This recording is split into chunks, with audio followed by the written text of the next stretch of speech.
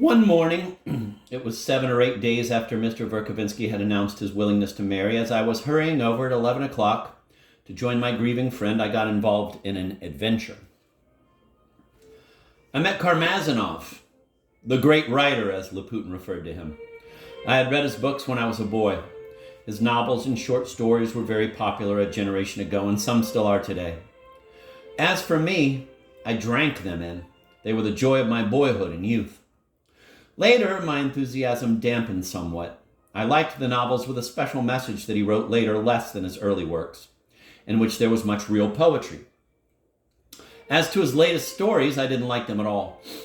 Generally speaking, if I must express my opinion on this delicate matter, these mediocre talents who were taken for near geniuses during their lifetimes vanish from people's minds as soon as they're dead.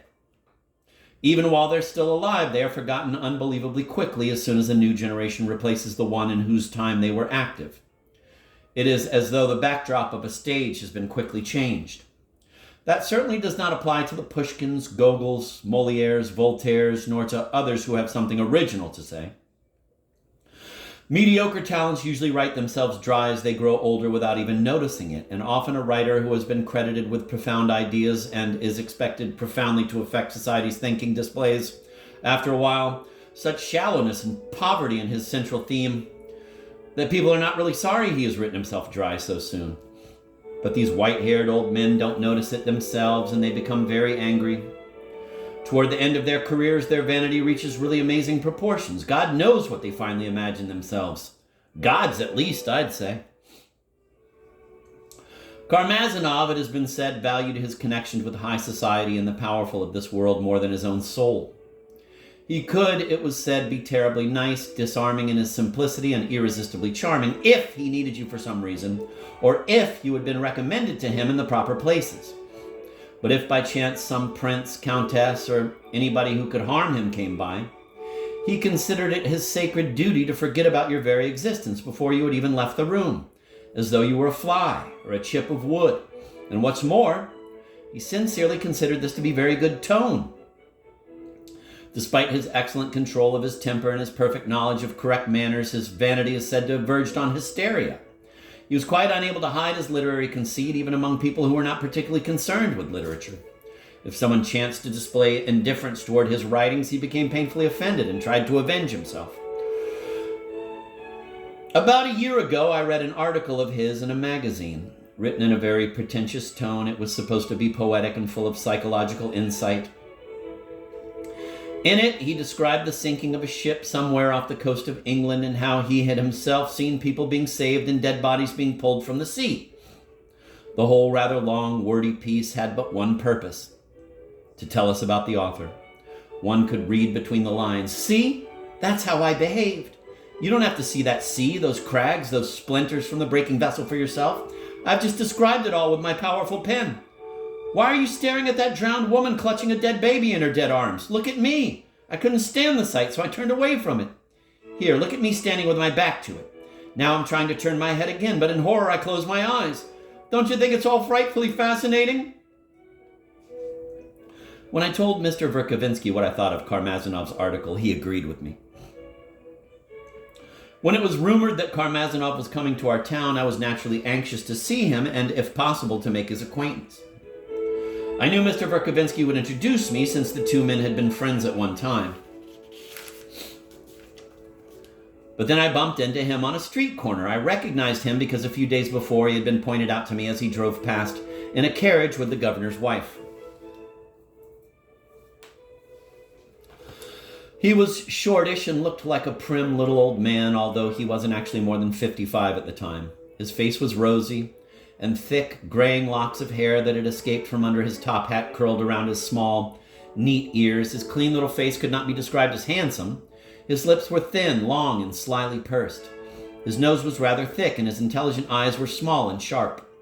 He was dressed in a rather old-fashioned style. His cloak might have been worn in Italy or Switzerland at that time of year. But at least all the minor items of his attire, cufflinks, stiff collar, buttons, tortoiseshell lorgnette on a thin black ribbon and signet ring, were highly fashionable. I'd have bet anything that in summer this man wore light shoes fastened on the side with mother-of-pearl buttons. When I ran into him, he had just stopped at the edge of the sidewalk and was looking carefully around before venturing across the street. Noticing that I was staring at him, he asked me in a mellifluous, although slightly shrill tone, "Would you please tell me how I can get to Bykov Street?" "Bykov Street," I exclaimed in great excitement. "Why, it's just over there, the second turn on the left." "Thank you so much." Damn it! It had all been so sudden, and I was afraid I must have seemed obsequious to him. He noticed this immediately and in a flash knew everything about me, that is, that I knew who he was, had read all his books, had admired him since my childhood, that I felt very subdued before him, and looked up to him with humility. He smiled at me once more, nodded, and walked off in the direction I had indicated to him. Now, I don't really know why I turned back to follow him, why I caught up with him and then walked abreast of him 10 steps or so until he stopped dead. "Perhaps you could now tell me where the nearest cab stand is," he called out to me. I didn't like his tone or his voice this time. Cab stand. The cabs usually wait on Cathedral Square. And now I nearly scurried off to get him a cab, which I suspect was just what he expected me to do. Of course, I immediately came to my senses and stopped, but he'd noticed all right, for he was watching me with a nasty grin on his face. And at that juncture, something happened that I'll never forget. He suddenly dropped a small brown leather bag he was carrying in his left hand. Actually, it was some sort of briefcase rather than a bag, or rather something resembling an old-fashioned lady's handbag. Anyway, whatever it was, I was about to rush to pick it up. I am absolutely certain that I didn't pick it up, but I did without a doubt make the first movement. I couldn't possibly conceal it, and turned beet red like an idiot. Beet red like this, like these beets.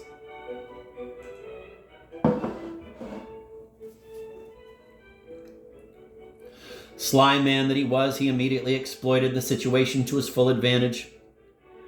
"Please don't bother, let me," he said radiantly when he realized I wasn't really going to do it. He picked it up as if forestalling me and nodding again went on his way, leaving me standing there like a fool. It couldn't have been worse if I'd really picked it up.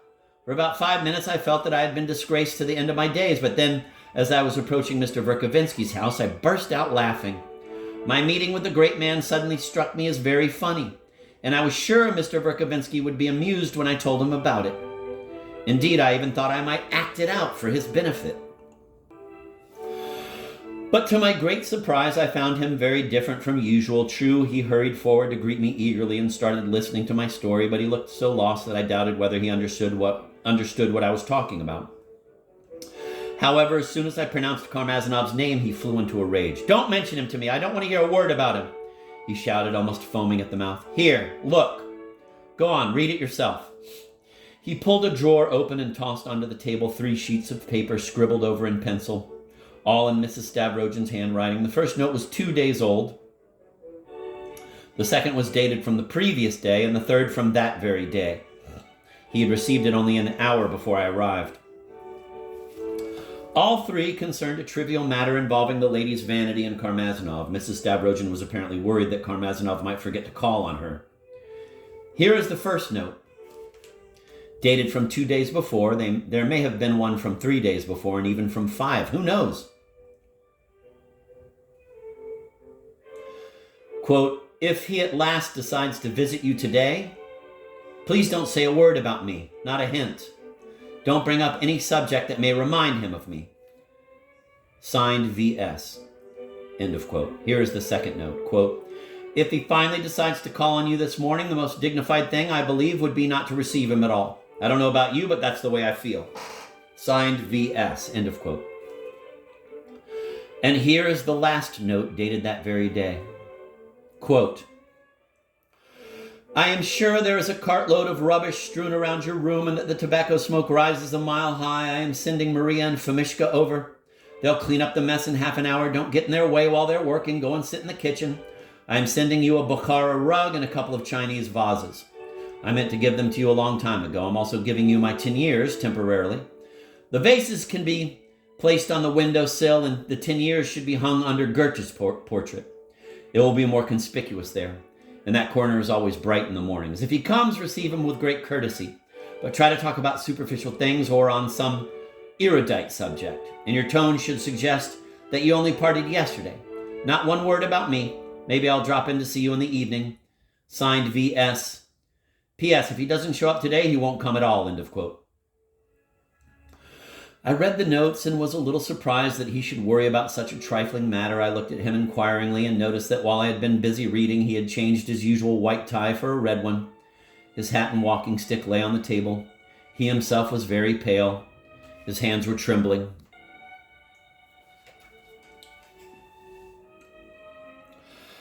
I'm not interested in all her worries, he yelled beside himself in answer to my mute question. Je m'en fiche. She has the cheek to make all that fuss about Karmazinov, and yet she has no time to answer my letters. Here, see? There's a letter of mine she returned unopened yesterday.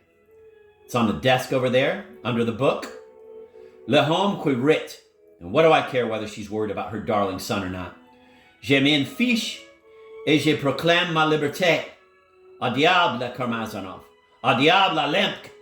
I've stored her vases in the entry hall, hidden the Teniers in the closet, and demanded that she receive me immediately. Yes, that's right, I said demanded.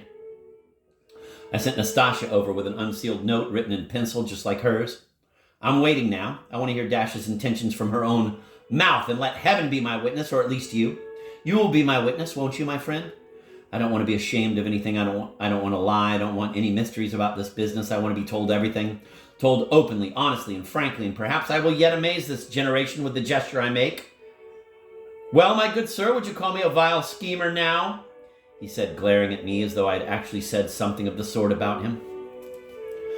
I insisted he'd take a drink of water. I'd never seen him in such a state before. While he was talking, he kept tearing across the room from corner to corner. Then he suddenly stopped and faced me in an extraordinary attitude.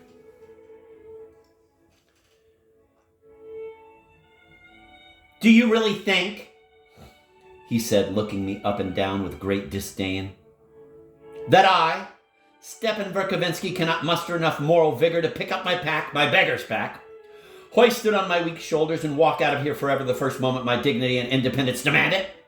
It wouldn't be the first time. Despite the sarcastic little smile I believe you indulged in just now, my good fellow, that Stepan Verkovensky has opposed noble determination to tyranny, even if it is the tyranny of an insane woman, the most degrading, the cruelest tyranny of all. You don't think I'll find the strength to go on in my life as a tutor to the children of some merchant or die of starvation in a ditch? Answer me. Answer me immediately. Do you believe me or not? But I preferred to say nothing. I even pretended that I didn't wish to offend him by saying no, but still couldn't make myself say yes. Something in his explosion offended me. Oh, not personally, no. But I'll explain that later. He turned even paler. I seem to bore you, Mr. Govorov. That's my name.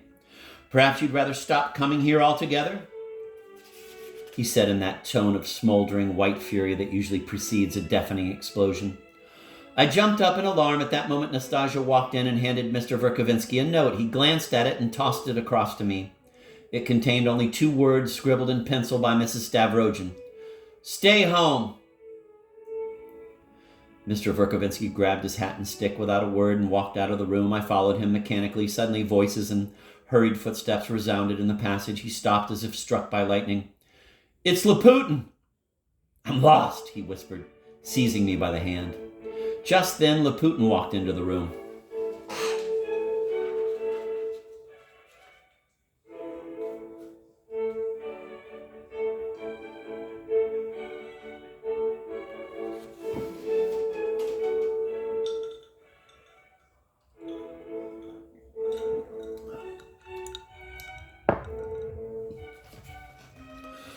Why Laputin's arrival should signify his perdition, I had no idea, and in any case, I didn't attach any great importance to his words. I felt they were due to his shattered nerves. Laputin's sudden appearance, however, suggested that he had gained the special privilege of entering this house, whether visitors were welcome or not. Noticing the petrified Mr. Verkovensky's blank stare, he immediately cried out, I have a visitor with me, a very special one, so I've taken the liberty of intruding upon you.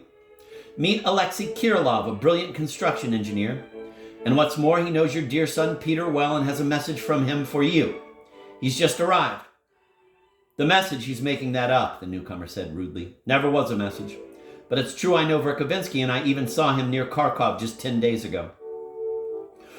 Mr. Verkovensky shook hands with them mechanically and motioned them to sit down. Thereupon he glanced at me, then at Laputin, and as if he had suddenly recovered his senses, hurriedly sat down too, without realizing he was still holding his hat and walking stick in his hand.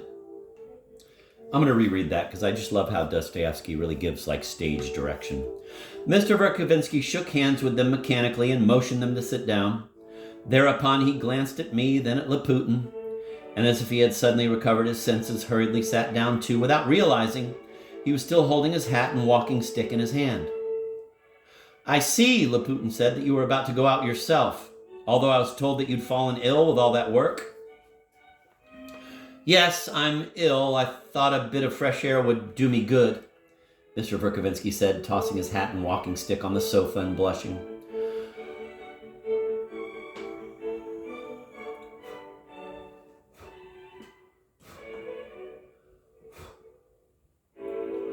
In the meantime, I studied the visitor. He was quite young, 27 or so. Decently dressed, spare and wiry. He had dark hair, a pale, somewhat unwashed-looking complexion, and black, lusterless eyes. He seemed dreamy and absent-minded and spoke abruptly and rather ungrammatically, arranging his words in peculiar sequences and getting mixed up when he had to cope with long sentences. Laputin had noticed what a fright he'd caused Mr. Verkovensky and was very pleased about it. He installed himself in a wicker chair that he pulled out into the middle of the room to be equidistant from Mr. Verkovensky and the engineer, who were sitting on sofas at opposite sides of the room. It's another moment of just brilliant Dostoevskian stage direction.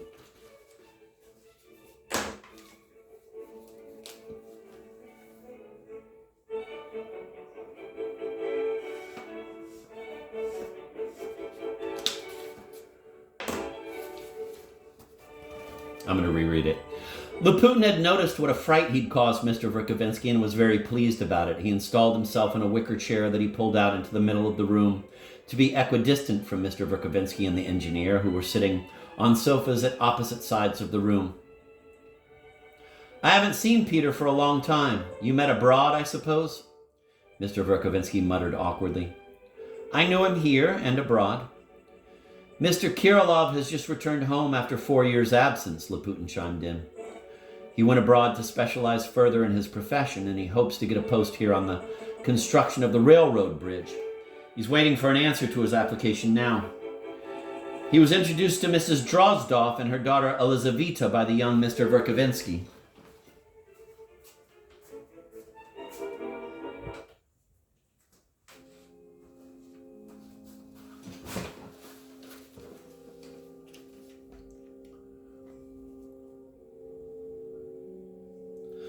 The engineer sat stiffly, listening with awkward impatience. He seemed to be furious about something. He knows Nikolai Stavrogin, too, Laputin added. So you know Mr. Stavrogin, Mr. Verkovensky said. I know that one, too. I haven't seen my son Peter for a very long time, and I hardly feel entitled to call myself his father. Yes, just as I said. Tell me, how was he? Why did he stay behind after you left? Well, I just drove on, and that's all there is to it. He'll manage to get here by himself. Kirilov again answered abruptly. He seemed really very angry. So he's coming here at last. You see, I haven't seen him for much too long a time. It has been too long, Mr. Verkovensky seemed to have become bogged down. So now I'm waiting for my dear boy before whom I feel so guilty. What I mean to say is that leaving him in Petersburg, to cut the story short, I didn't think much of him. Quelque chose dans ce genre. As a boy, you know, he was very sensitive and very fearful. When he went to bed, he said his prayers on his knees and made the sign of the cross over his pillow. He believed he might die during the night if he didn't. Je m'en souviens. Enfant. He didn't have any aesthetic sense, no feeling for higher things, for anything universal, no germ of any great idea for the future. C'était comme un petit idiot. But I think I'm getting all mixed up. Forgive me. You found me in a state. Are you serious about him crossing his pillow? The engineer asked with a sudden interest. Yes, he did make the sign of the cross over his pillow. Just curious, go on. Mr. Verkovensky looked questioningly at Laputin. I'm very grateful to you for coming to see me, but I must confess that at this moment I cannot. May I ask you, however, where you're staying? Filipov's house on Nativity Street. That's the house where Shatov lives, I said unthinkingly. Yes, the very same house, Laputin cried cheerfully. But Shatov lives upstairs in the attic, and Mr. Kirilov is staying in Captain Lebyetkin's apartment downstairs. But he knows Shatov and his wife. He saw a lot of them when they were abroad. Really? Do you know something about that hapless marriage? De ces pauvres amis, or about that woman? Mr. Verkovensky seemed carried away. You're the first man I've ever met who knows her personally, and if... Bunk, Kirilov said, flushing heavily. You really distort everything, Laputin. I never saw a lot of Shatov's wife. In fact, I only saw her once, not too close either. Why are you making all this up, Laputin? He turned sharply on the sofa and grabbed his hat, then tossed it away, settled down once again, and fixed his black eyes challengingly on Mr. Verkovensky. I'm going to reread that. Again, some very good stage direction. He turned sharply on the sofa and grabbed his hat, then tossed it away, settled down once again, and fixed his black eyes challengingly on Mr. Verkovensky. I couldn't make out what it was that irritated him so much. I beg your pardon, Mr. Verkovensky said solemnly. I realize it's a delicate matter. Nothing delicate about it. It's just a shameful mess. And when I said bunk, it wasn't addressed to you, but to Laputin, because he keeps adding things. I'm sorry if you took it as addressed to you. I know Shatov, but I don't know his wife. I know nothing about her. I gathered that, and if I insisted, it was only because I am so fond of our poor friend, notre irascible ami, and have always taken a great interest in him. I feel he's changed his former opinions, which were perhaps immature, but nevertheless correct, a bit too radically. And the way he goes around shouting about Holy Mother Russia now, Notre Sainte Russie, I can only explain such an organic reversal, I must call it that, by some violent upheaval in his personal life, namely this unhappy marriage. I, who have studied my poor dear Russia, and I know it like the back of my hand, I, who have devoted my life to the service of the Russian people, assure you that he knows nothing about the Russian masses. Furthermore, now I know nothing about the Russian people or the masses, and I have no time to study them. Kirilov cut in impatiently and again twisted noisily on his sofa. Mr. Verkovensky stopped in the middle of his sentence, gaping. But he does study them, Laputin interposed.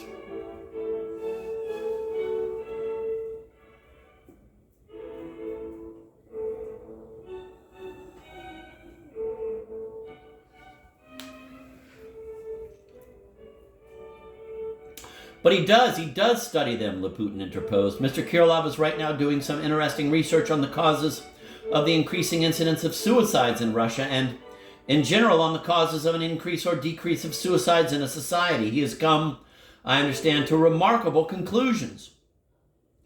Kirilov looked terribly agitated and muttered angrily, "You have no right. It's not really research. I won't bother with nonsense. I asked you confidentially just on the off chance. It's not a study for publication, and you have no right." Sorry, so I'm wrong to refer to your literary effort as research.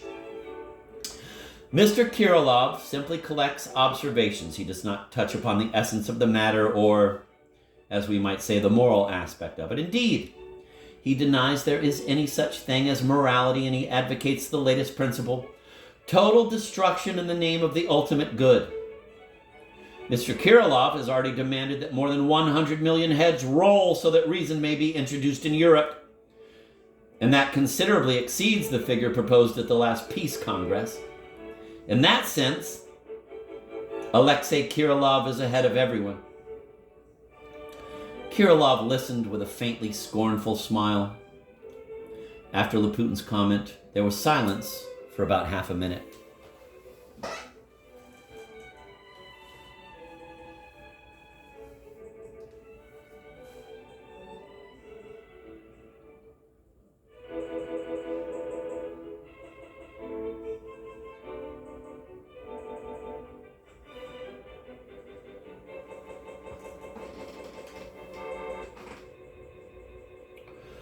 What you just said, Laputin, is stupid, Kirilov said finally with a certain dignity.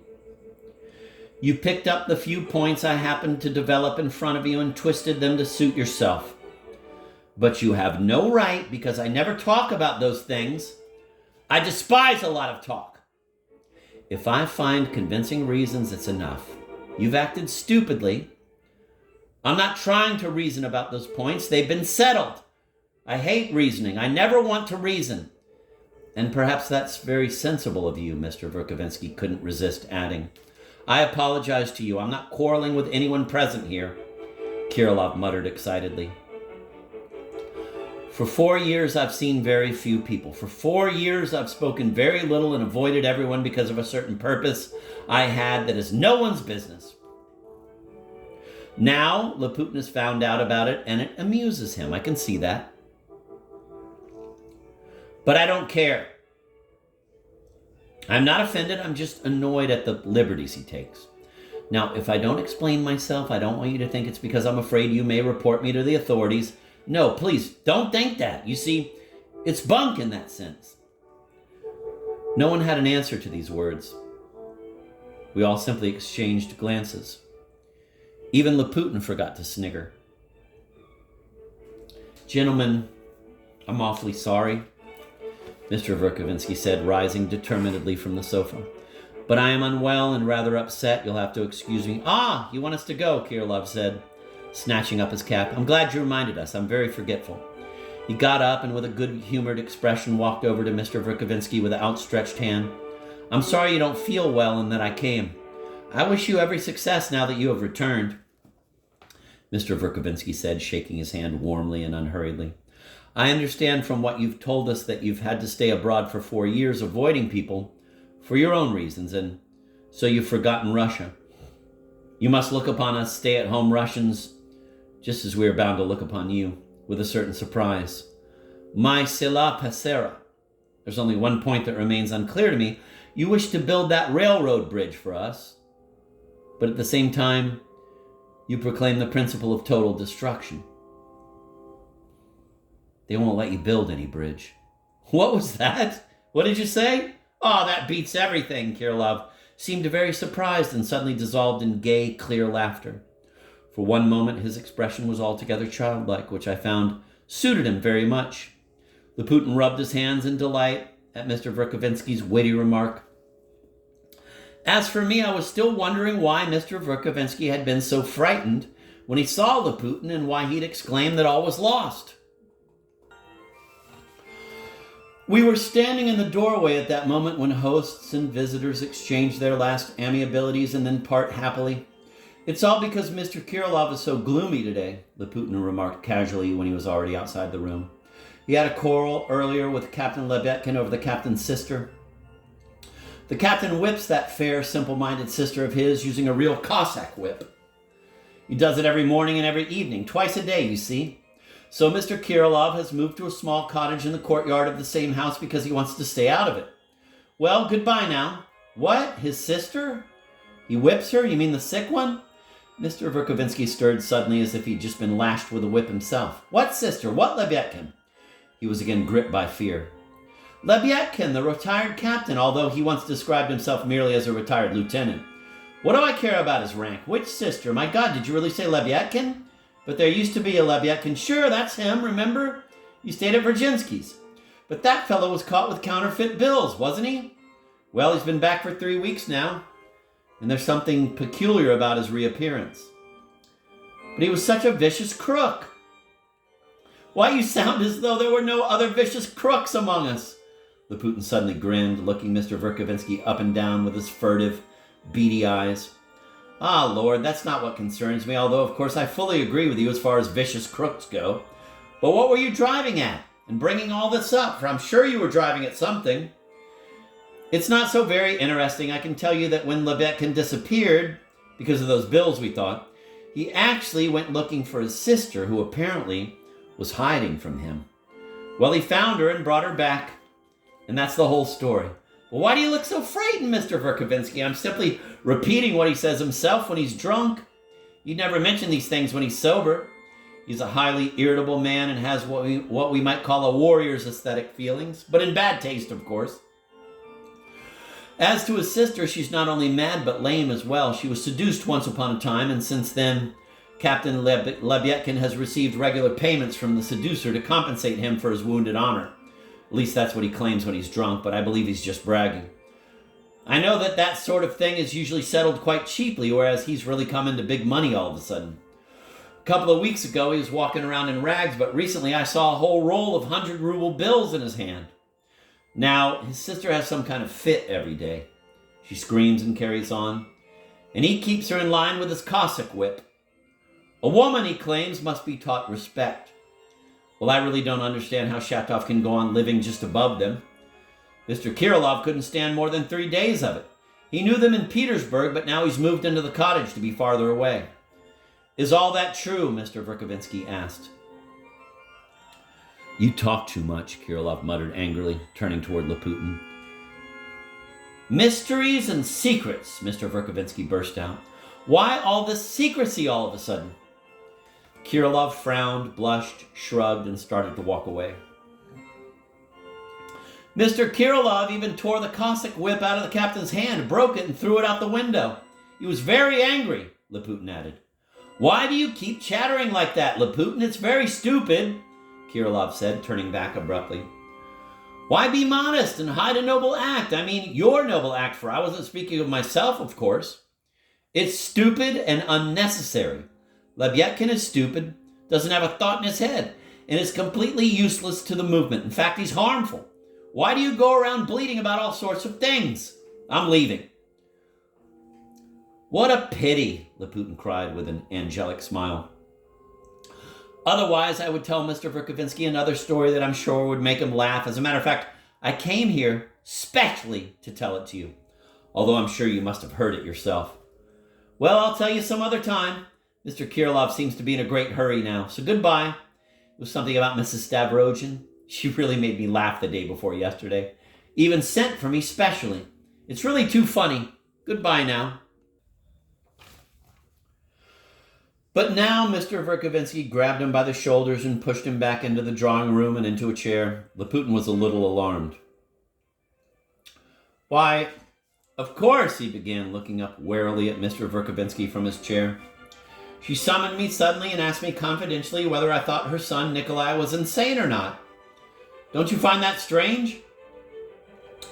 You've gone completely out of your mind, Laputin, Mr. Verkovensky muttered, and then suddenly went wild with rage. I knew very well, Laputin, that you'd come here specially to tell me some such filth. I'm surprised it's not worse. It immediately occurred to me that Laputin must know more about our secret than we would ever know ourselves. But, Mr. Verkovensky, please, Laputin muttered, looking very frightened. Stop it, and now start talking. Please, Mr. Kirilov, I'd be very pleased if you'd come back and witness all this. Please, I insist. Sit down, please. And you, Laputin, I want you to get straight down to business without beating about the bush. If I'd known you'd react like this, I'd never have started. I was sure, though, that you knew everything already from Mrs. Stavrogin herself. You were sure of nothing of the sort, and I told you to get down to business. All right, but please. You must sit down yourself, too. I'd feel awkward sitting here with you tearing around the room all the time. It doesn't seem right somehow. Mr. Verkovensky was on the point of exploding again, but controlled himself and slowly lowered himself into an armchair. Kirilov stared gloomily at his feet. Laputin seemed to be enjoying himself immensely as he watched them. All right, here goes. But you've mixed me up now, you know.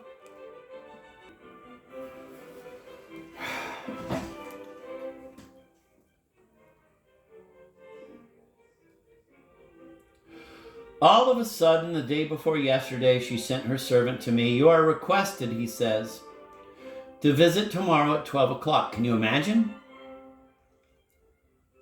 I dropped what I was doing, and yesterday at 12 sharp was there ringing the bell. I'm taken straight to the drawing room.